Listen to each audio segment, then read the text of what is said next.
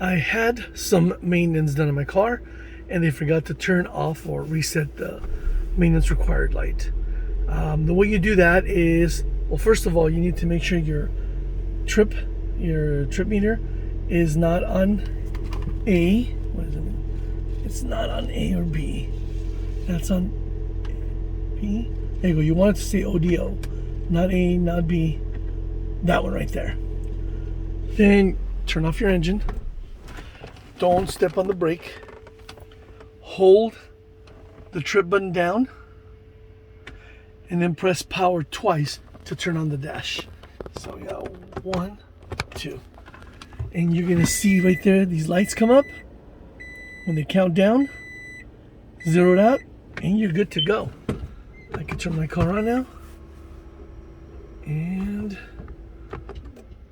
let's turn it on. There you go.